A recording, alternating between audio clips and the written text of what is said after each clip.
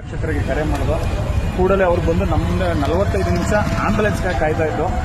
ಈಗ ಆಂಬ್ಯುಲೆನ್ಸು ಕೂಡ ಬಂದಿದೆ.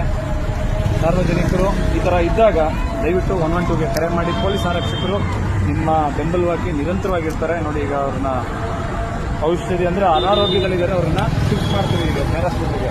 ಅವ್ರ ಸಂಬಂಧಿಕರು ಯಾರು ಇದ್ದರೆ ಕೂಡ ನೀವು ಬಂದು ಅವರನ್ನು KR ಹಾಸ್ಪಿಟ್ಲಿಗೆ ಬಂದು ನೋಡ್ಬೋದು.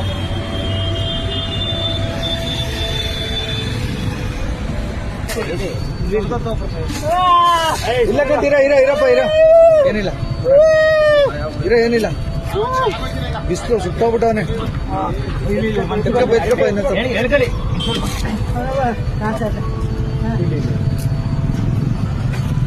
ಯಾವ ಕಾಸು ಸುಮ್ಗಿರೋ ಮರ ನೀನ್ ಏನ ಕಾಸು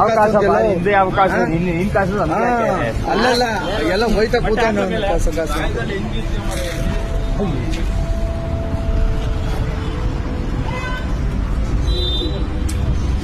ಹಾಗೆ ತಳ್ಳಿ ಸರ್ ತಗೊಳ್ತಲ್ಲಿ ಒಂದು ಬಟ್ಟೆ ಈಗ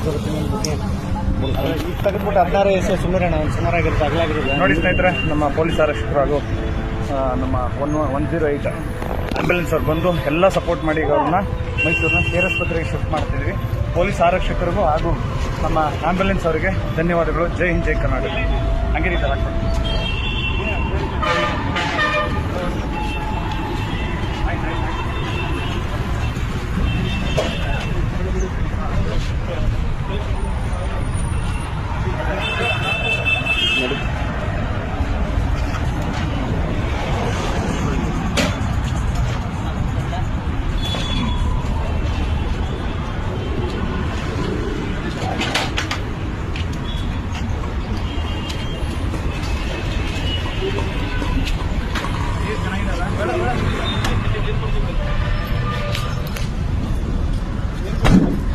ನೋಡಿ ಸ್ನೇಹಿತರೆ, ಈಗ ಎಲ್ಲ ಕೆಲಸ ಮುಗೀತು.